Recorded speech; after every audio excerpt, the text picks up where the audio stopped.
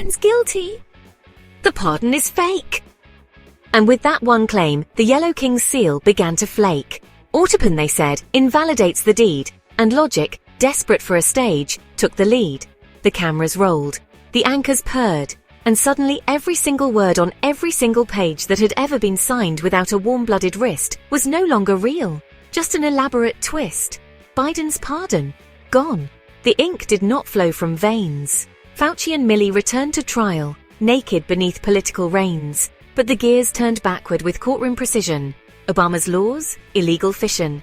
The Patriot Act was just a scribble, a ghost of gesture. Drones frozen mid-air, still armed with bad posture. Bush's wars evaporated like a bad excuse. The bills he signed, the checks he loosed. They were penned by devices under desk lamp glare, not by a president's finger or stare. Ford's hand never held that pen. Truman's checks, a phantom's den. What is a nation built on ink if the ink, it turns out, was a clever machine's wink? And with every page that unsigned itself, history curled back onto the shelf. The courts, the cops, the codes, the norms, all born in forms now deformed. They'd said the president must sign in flesh, but if not, then none of it's fresh. It's stale, it's fraud, it's mechanical sin.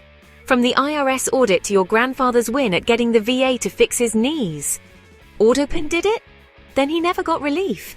And so the nation unspools. A legislative sweater with one loose thread pulled by fools who found a clause they barely read.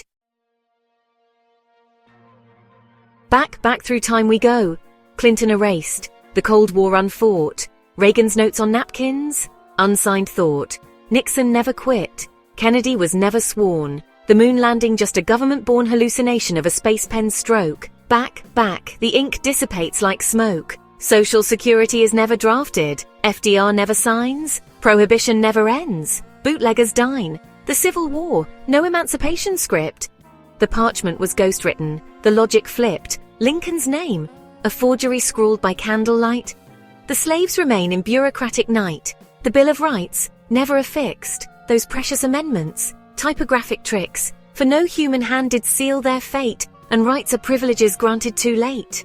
And so we arrive as the parchment bleeds to 1776, where the founders plead for independence, their signatures primed. But wait, Franklin's hand, mechanically timed. A quill twitches, too smooth, too fast, and thus the declaration is the last to vanish in steam, in legal despair, as a colonial clerk cries, "This pen isn't fair." No constitution, no republic, just a pile of unsigned ambition and philosophical rubble. A people once ruled by reason and pen, now unruled, unwritten, and reset again. And at the end of the desk, in a dim federal vault, a little machine sits alone, its red light blinking. The true founder of the nation, the final default. It hums quietly, almost like a hymn, waiting for the next finger to press send.